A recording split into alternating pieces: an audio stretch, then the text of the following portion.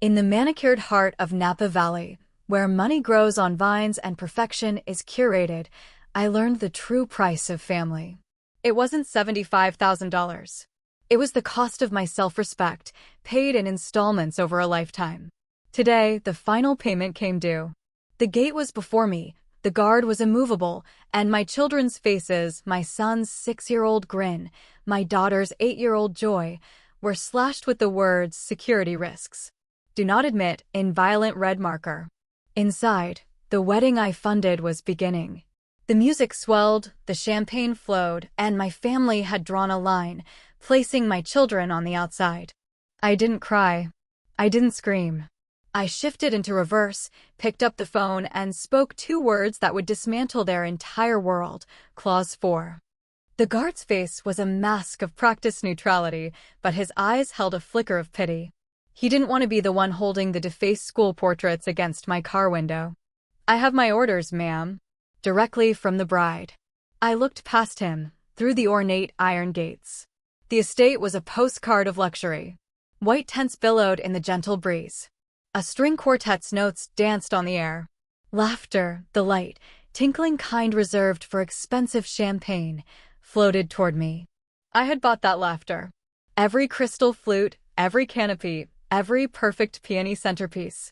$75,000 of Mark's life insurance, the money meant to secure our children's future, had been transformed into this single day of curated bliss for my stepsister, Brittany. My phone buzzed again on the passenger seat. "Dad." The preview text was a command. "Where are you?" "We're seating. Don't embarrass us." For 32 years, I had obeyed that tone. I was Julia, the fixer. The reliable one. The one who handled the messes so Dad and his new family, Sharon and Brittany, could live in their bubble of curated contentment. When Dad's business faltered, I covered the mortgage. When Sharon maxed out her cards, I paid the minimums. When Brittany needed a car for college, I provided the down payment. My currency was compliance, and in return, I received the faint, conditional warmth of belonging. Mark's death 3 years ago had only increased the withdrawals from my account, both financial and emotional. "You're comfortable, Julia," Dad had said, his hand on mine in my quiet kitchen 6 months ago. "Brittany deserves a fairy tale. It's what family does." So I wrote the check. The biggest one of my life.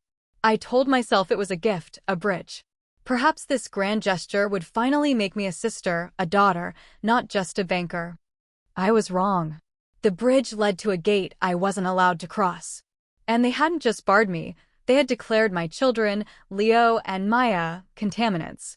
Security risks. A threat to the aesthetic. The guard shifted uncomfortably. "Ma'am, you need to move your vehicle." I didn't. I picked up my phone, but not to call Dad. I called Mr. Henderson, the venue manager. He answered, harried but polite. "Julia, we were looking for you. The photographer needs."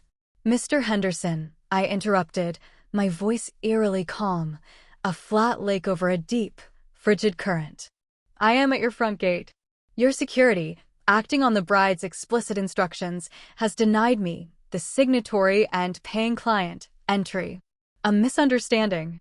I'll send someone right down." "It's a breach," I stated, glancing at the dashboard clock. 2:15 p.m. Clause 4 of our contract states that if the client is denied access during the rental period, the event is null and void, effective immediately. All services must cease. The silence on the other end was profound. I could hear the distant pop of a champagne cork in the background. "Julia, the ceremony is in 15 minutes. You can't be serious." "I am. You have 2 choices. Override the bride's order, escort me in personally, and issue a public apology to me and my children. Or acknowledge the breach and shut down the event." "Now," he spluttered, pleaded about reputational damage, about the impossibility. "Then you are operating without a valid contract or insurance," I replied, the contract lawyer in me taking full control. "Every glass poured, every bite served, is at your personal liability, not mine. Shut it down." I heard his sharp, panicked intake of breath. He knew I was right. He knew I didn't bluff. "Understood," he whispered, defeated. I didn't hang up. I lowered the phone and watched in my rearview mirror. It was a silent, systematic unraveling. First, the grand fountain in the central courtyard choked and fell still. Then, the fairy lights strung through the ancient oaks flickered and died. But the most beautiful moment was the silence that descended, the string quartet cutting off mid-bar, the microphones feeding back with a final screech before going dead. I saw figures in black vests, waitstaff, coordinators, move swiftly through the crowd, collecting glasses, covering platters, gently herding confused guests. The $75,000 fantasy was being powered down in real time. I put the car in drive. My phone erupted: Dad, Sharon, Brittany, Tyler the groom. A symphony of panic. I silenced it and pulled away, the crumbling silence of the estate fading behind me. The drive home was a blur. The hollowness in my chest was new. It wasn't grief. It was the void left after extracting a parasitic organ. I had finally canceled my subscription to their conditional love. My modest home was a sanctuary. Inside, Leo and Maya were building a cushion fort, their laughter ringing through the halls. They were messy, loud, gloriously alive. The ultimate security risks. The phone on my kitchen counter became a seismograph of their rage. Voicemails cascaded in. Dad's blustering commands: fix this. Brittany's venomous screech: you jealous, bitter widow. You hate seeing me happy. Each word was a confirmation. They saw my grief as a character flaw and my children as obstacles. Then a notification: Brittany is live. Against my better judgment, I watched. She was in the estate parking lot, mascara theatrically streaked, performing victimhood for her followers. My insane sister hacked the venue. She stole the money. She's trying to ruin my life because hers is over. The old Julia trembled. The fixer screamed inside: apologize. Pay. Smooth it over. I looked at my children, now peeking from their fort. Mommy? Is everything okay? The trembling stopped. The steel entered my spine. I was not a sister first. I was a mother. The next call was from an unknown number. Julia, this is Arthur Sterling. My blood chilled. Tyler's father. The billionaire. Before he could speak, I braced for legal threats. If you're calling about a lawsuit, Mr. Sterling, direct it to my. I'm calling for the truth, he interrupted, his voice low and intense. Your father is telling everyone you had a psychotic break. Why did you shut it down? I told him. The $75,000. The photos. The red marker. The words security risks scrawled over my children's faces. The silence that followed was heavier than Henderson's. I heard a car door slam. She, what? His voice was dangerously quiet. My son is in a limo right now, consoling that woman. He thinks you're a monster. I know. Not anymore, Arthur Sterling said, and I heard the sound of an engine starting. Julia, listen. Stay in your house. Lock your doors. My private security team is en route to you. They will be there in 12 minutes. Security? Why? Because people like Brittany and your father, when cornered, become unpredictable. They are cornered. And as for my son, his voice turned to granite, he will choose.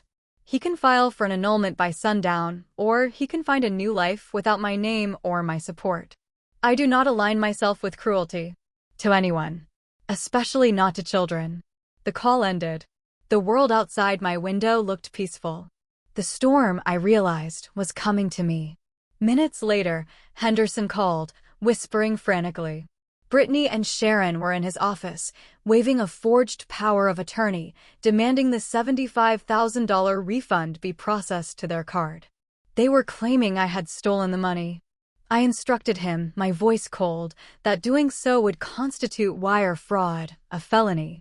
I emailed him my ID and proof of payment immediately, warning of legal annihilation if he complied.